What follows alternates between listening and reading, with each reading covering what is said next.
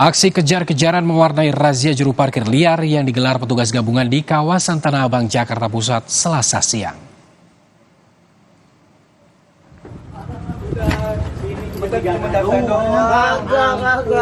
Orang nggak ada apa-apa, cuma di data doang.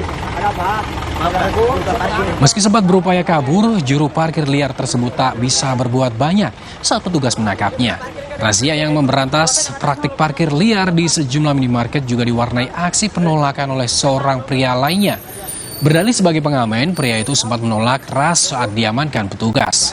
Total, petugas mengamankan 7 orang yang diduga sebagai juru parkir liar. Mereka diamankan ke kantor Sudin Perhubungan Jakarta Pusat untuk membuat surat pernyataan. Nggak ada apa-apa, cuma di data doang.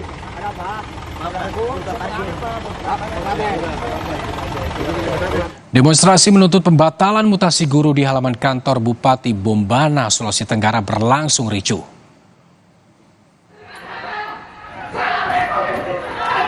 Masih saling dorong antara demonstran dan petugas keamanan dari Satpol PP dan Polres Bombana tidak terhindarkan saat masa aksi ini memasa maksud menemui PJ Bupati Bombana dan Sekda Bombana.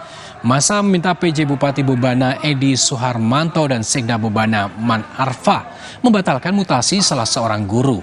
Masa aksi juga meminta pemerintah mengevaluasi Kepala SDN 26 Toari dan Kepala Dinas Pendidikan Kabupaten Bombana.